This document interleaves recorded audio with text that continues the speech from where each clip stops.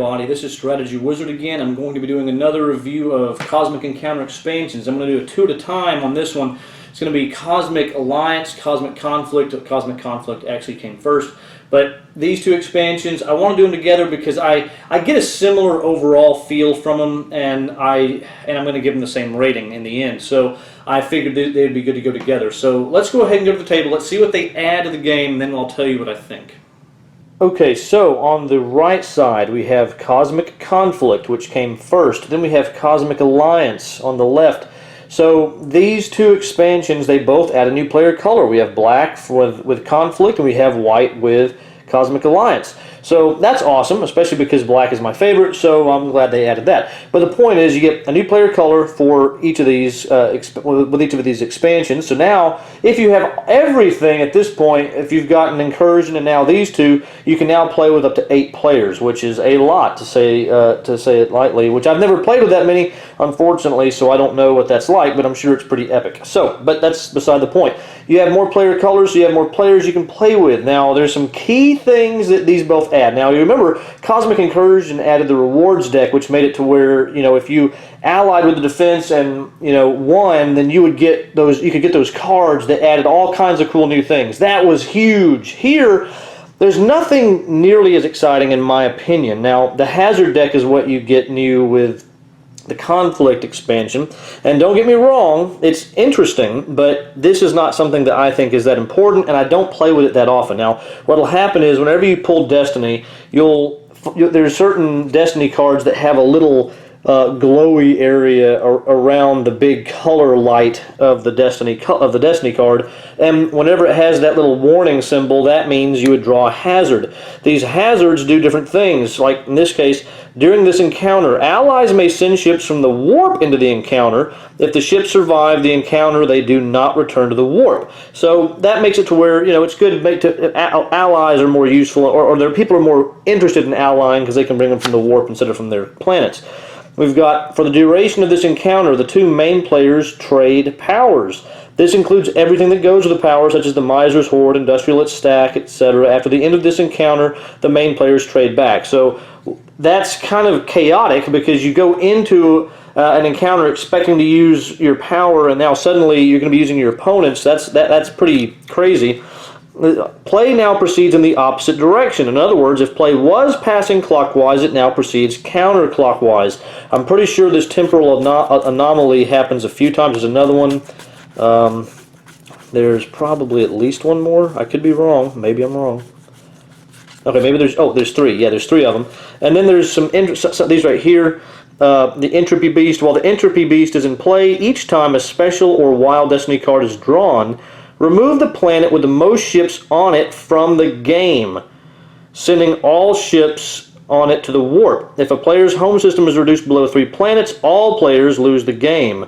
Discard the Cosmic Guardian and the Witness when the Entropy Beast enters play. And I think those are this. The Witness, while the Witness is in play, players do not lose their alien powers because they have too few home colonies, and any player who has lost his or her alien power in this manner gets it back while the Witness remains in play. And then Alliance, place one of your ships from one of your colonies on this card and give it to another player. For the rest of the game, the 2 of you have an alliance. When either of you is the main player, in an encounter, he or she must always invite their ally. Now, these are the most interesting cards, I believe, and they are interesting, and this right here is just kind of crazy, to be honest, but a lot of them are just kind of boring. Like this, defensive allies receive a colony if their side wins this encounter, while offensive allies receive defender rewards if their side wins the encounter. I mean, it's kind of interesting, but it's nothing that just makes you feel like, boy, this really, to me, in my opinion, it doesn't add a lot to the game. Like this, during this encounter, any cards played, including encounter cards, flares, etc., are removed from the game after taking effect. I mean, not necessarily that big of a deal. A lot of time, you may not ever reshuffle the Cosmic deck anyway, so artifacts being removed from the game may not even make a difference. So, I don't know. There are some interesting cards in here. The fact that they only come up whenever there's a hazard symbol, although there is a variant where you do it every single time, but whenever you do turn them up, a lot of the time it doesn't do anything that interesting, and sometimes it can just be annoying, and that, especially with the one that makes it toward the rotation goes, switches, you have to remember, okay, which way are we going? Are we going clockwise or counterclockwise? I don't think that's necessarily helpful or beneficial. It's interesting. I don't think it's bad that they added this. I mean, some people are probably really going to enjoy it, and I've played with it a few times, but it's nothing compared to the rewards deck, not even close. Now, over here in the Alliance expansion, what it adds, and I find this to be maybe, this is more important, it's more practical, they add a new group of regular Cosmic deck cards that have this little symbol right here, lets you know what these are, that you add whenever you have 7 or 8 players. So now that you can have a lot of players, you just add this in to add more cards to the deck. That way there's just more stuff available for everybody, which is a good thing. And now there's this 8 reinforcement, which is kind of cool, an extra 30 and a 20. So that's nice. And they say, of course, you can add it to the regular deck even if you're not playing with 7 or 8 players, just to add more variety and randomness to the deck. So that's nice, and I think that, and now that you can have up to 8 players, yes, you want to have more cards in the Cosmic deck. So that's a practical and good thing that, you know, has been added. Now, there's other cards. Now, these cards have to do with one of the special aliens that come in this expansion, and I'm going to go ahead and start talking about aliens now. The aliens, in my opinion, overall, are good, especially in both of them, really. They both have a lot of good aliens. However, they each have some aliens that maybe aren't just so great and might even bother some people. Now, I'm just going to highlight a few aliens from each expansion. Now, in my opinion, these are probably the 2 most controversial. The Trickster from Cosmic Conflict, which you see the CC right here to remind you what expansion it came from. As a main player, after alliances are formed, you may use this power to manipulate probability instead of having a normal encounter. If you do so it's optional, just remember that. You don't have to do this. But if you do, take a Cosmic token and conceal it secretly in one of your hands, or a coin, whatever you want to flip. The other main player then chooses one of your closed fists. You then open both of your fists, revealing which hand held the token. If your opponent chose the hand containing the token, you lose the encounter. It's that simple. I mean, in either case, the resolution phase then carried as normal. So, and it even says here, wins encounters 50% of the time. The idea being that if you don't think you have a good chance of winning, you can optionally choose to go ahead and use your power to give yourself a 50-50 chance. Now, that is a powerful thing for the Trickster to be able to do. But I just find it, I don't think this is the kind of alien that maybe everyone is going to be interested in. I could see myself using it and enjoying it. I never have played him yet, but I could see myself using him, enjoying the ability to give myself a chance of winning whenever I didn't think I had a chance. But for the opponent, it's probably a little annoying that even if they had a great chance now. But either way, I just don't know. I have mixed feelings about this one. I personally do like it, but I don't know that it's, you know, one of the better aliens, and it's probably more controversial than some. Now, the Changeling is also a little controversial in my opinion. As a main player, after the defense is determined, use this power. Either draw, now this is used as a main player only, so either offense or defense, and you have to do it. Either draw a card from the deck and add it to your hand, or swap alien powers with your opponent. This power may be used only once per encounter. When swapping alien powers, you get all facets of that power. Example, the Miser's Hoard, the Warrior's Point, the Claw's Claw, etc. So basically, whenever you're either attacking or being attacked, you're going to swap powers with your opponent unless someone Cosmic zaps you. So, you know, it's interesting, and I've played with it before, and it does add a certain element of randomness that's kind of exciting and tense, but it can be frustrating if you have a really awesome power and then it gets stolen by the Changeling. So that's one of those, again, I think is maybe somewhat controversial, but I don't think it's a bad alien power. It's just, it's very chaotic. Let's put it that way.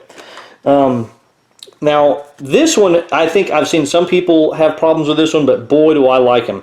Basically, as a main player, hey, let's just read this. As a main player, after you lose an encounter in which you have revealed an attack card, your opponent must either allow you to win the encounter instead of losing, or allow you to place your attack card face up on the sheet, adding it to your stack. Your stack is not part of your hand. As a main player, after you reveal an attack card, use this power, and it's mandatory, to either add or subtract the total of all the face-up cards in your stack from your side's total. For instance, if you have an attack 8 and an attack 12, you would add or subtract 20 from your side's total. So basically, the longer the game goes, the more powerful the Industrialist gets. And it can get retardedly powerful, because if you play the 40 against the Industrialist, if you don't just let him win, he's going to get your 40 and add it to this, and suddenly he's 40 plus whatever he does in the future. And even if you do small cards, by the time he's added 3 6s. He now has 18 to start with, plus whatever he attacks, whatever else he plays as his attack card. So his engine gets building quick. And since he can subtract it, he can also cream antimatter or use it in the case of the loser and stuff like that. Just a very powerful card. I enjoy him. Some people I think say he's too powerful, but I can handle it. I like it. The Visionary is a very interesting power. As a main player, before encounter cards are selected, you may use this power to specify an encounter card that your opponent must play. For instance, quote, you will play an attack 6. If your opponent does not have such a card, he or she may play any encounter card he wishes.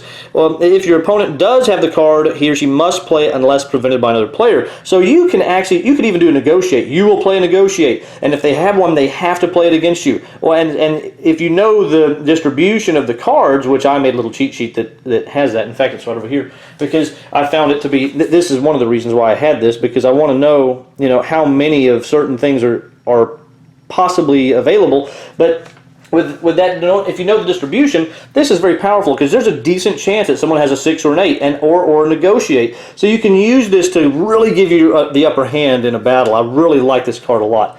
And then, oh wow, the Warhawk. This guy, I don't know what it is about him, but he's one of the coolest in my opinion. His power is not so revolutionary, but boy do I like it. As a main player, when your opponent reveals a negotiate card, use this power to change it to an attack 0, so he cannot be negotiated against, which is just awesome. As a main player, when you reveal a negotiate card, use this power to change it into a morph card. So you also can't negotiate, but you get the benefit of a morph instead of a 0, so you get the upper hand more than likely.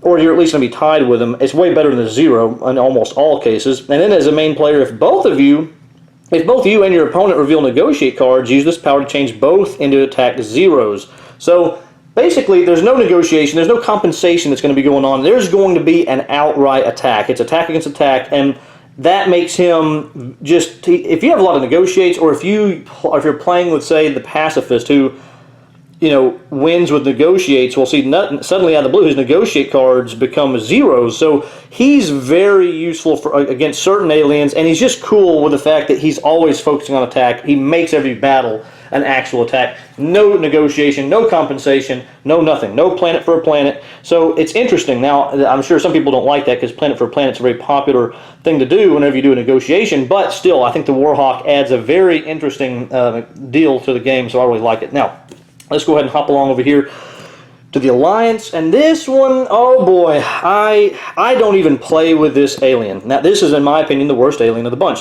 for Alliance, and the Chrysalis.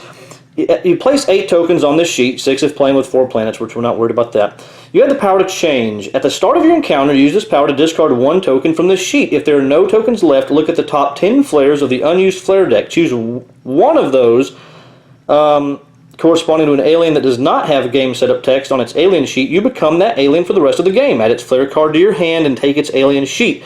Then discard the other 9 flare cards and return the sheet to the game box. Now, it's interesting because whenever you do become whatever alien, you get the actual flare, which means you get to use the super flare right off the bat. And that's cool. But to take 8 turns at the start of any encounter, you use this. I mean, that's a long time to wait to end up finally getting to do something. Some games end in 8 turns, so I just find the Chrysalis to be too much of a gamble to see if you're ever going to get anything. And it's, I don't know, I don't care for this one, and I'm going to put it back in the box with other aliens that I don't usually play with, because I just don't like that one. But that's really the main bad one in my opinion. There's one other one that maybe isn't that great called the Sting, but even that one's useful. But these are all some really cool ones that I wanted to highlight. The Butler. You flip the Destiny card, launch ships, position the hyperspace gate, and perform all other manually demeaning chores for the offense. Unless the offense gives you a tip of 1 card at random from his or her hand. Being random is what's awesome because they don't know what they're going to give you. You may, if they don't do that, then you may use this power to perform your choice of either of the following. You can aim the hyperspace gate at any planet on the defensive system where a legal encounter can be had, or launch the offense's ships from any of his or her colonies, but only as many ships as the offense specifies. That's where the real power comes from, because you can take the ships away from a planet and make them lose a colony by emptying it out. So basically, every time it's someone else's turn, as long as it's not the offense, you have the option to constantly do all those little chores, and you can either do a little role playing. Oh, yes, sir, I will do whatever you want. Oh, let me answer the door for you. I mean, all those goofy things. And it's just, it gives you that chance to be goofy and funny, but also it's a very unique power that helps you get random cards out of people's hands, or you might be able to use it to mess people up with taking away their colonies. Crystal, in my opinion, super powerful, especially when it comes to alliances, which it makes sense that he's in the alliance expansion, because basically, as a main player or ally, you use this before or after main players reveal attack cards. I'm sorry, use this power after both main players reveal attack cards. Any one player on your side can discard an attack card from his or her hand that matches the value of your side's revealed attack card.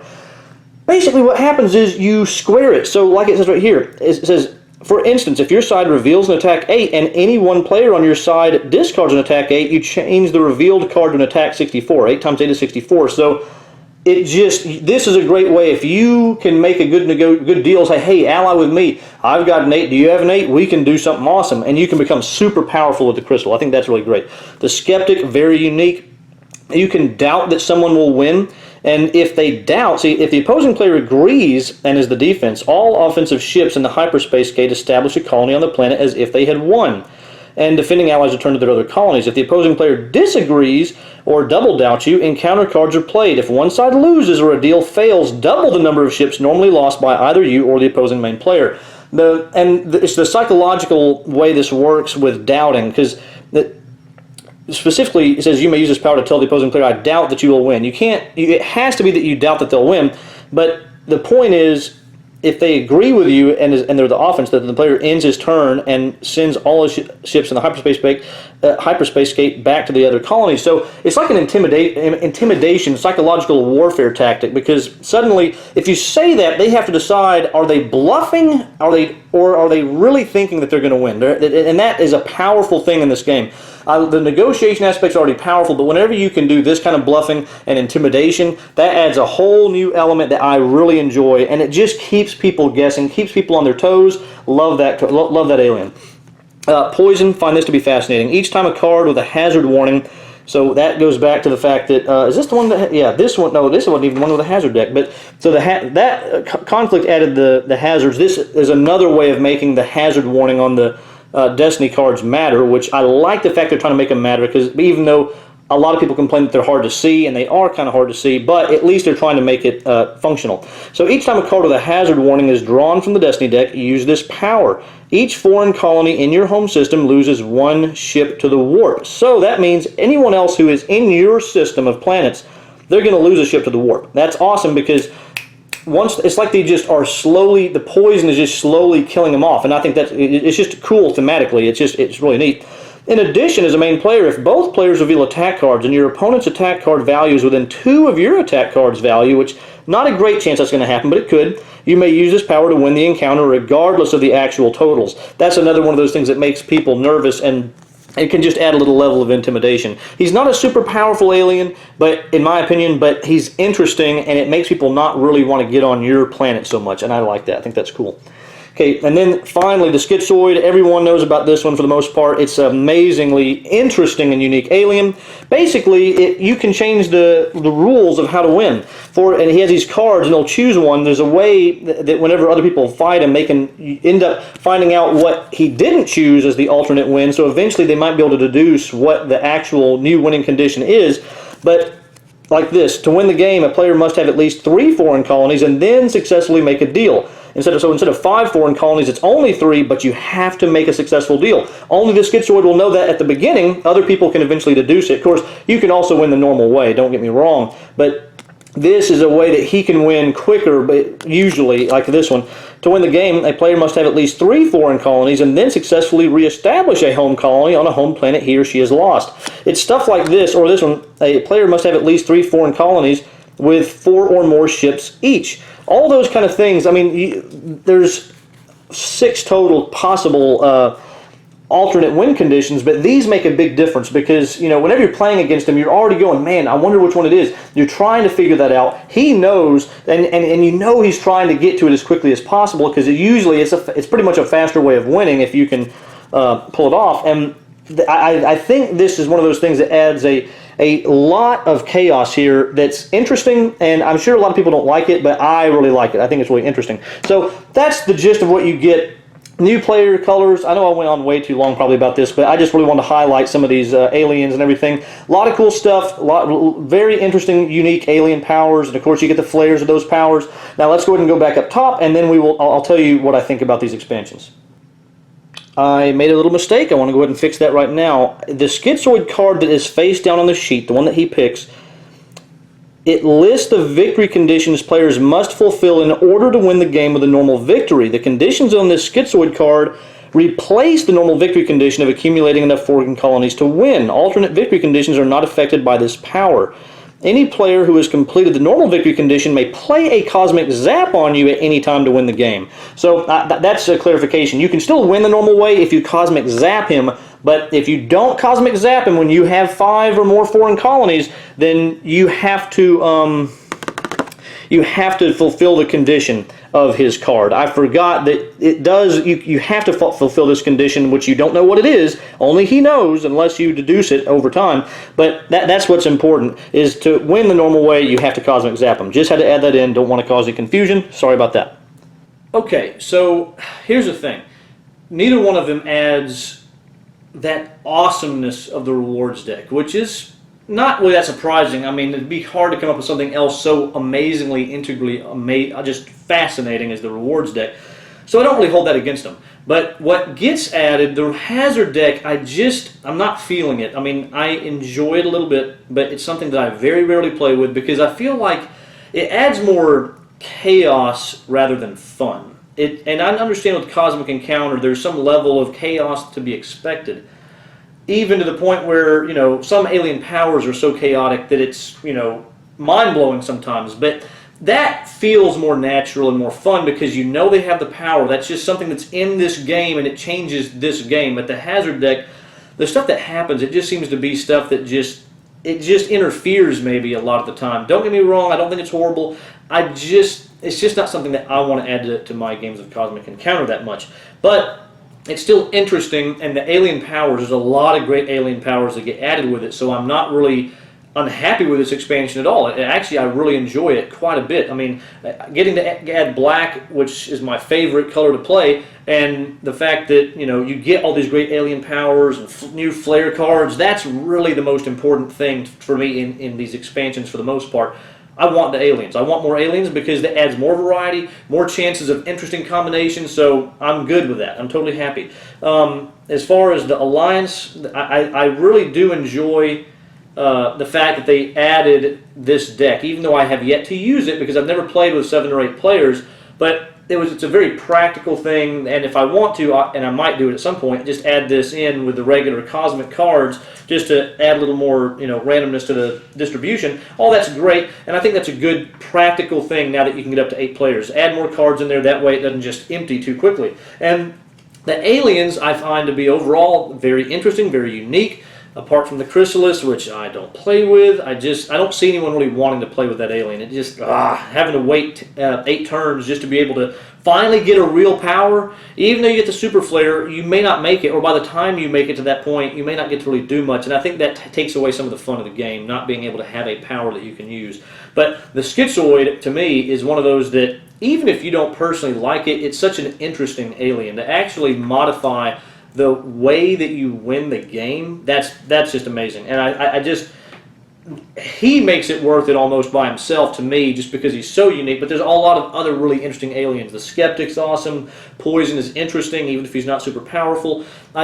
I just like it. So overall, in both of these cases, Cosmic Alliance, Cosmic Conflict, neither one of them adds any new mechanic that is so amazing, but there's a lot of cool new aliens. There's new player colors, so you can add more players to the game, which is great. So I'm going to give both of these an 8 out of 10. I would definitely always include the aliens and everything with every game I play, because I want that variety. I may not play with a hazard deck very often, and I haven't added those extra cards, but they're here in case I need them. But that's okay. It's still a great expansion. If you like Cosmic Encounter, I highly recommend you buy these. They're still great expansions. Not as important as Incursion, or in my opinion, Dominion, which I'll be getting to, but please do consider buying them. They're awesome. So that being said, I hope you enjoyed it. If you want to see more of my reviews and the Cosmic Encounter, even if you want to go back and see that, you can subscribe to my channel, see more of what's going on, and give me a thumbs up if you enjoyed it. I appreciate you watching. I look forward to seeing you on the next one. Let me know in the comments if you have any questions or concerns,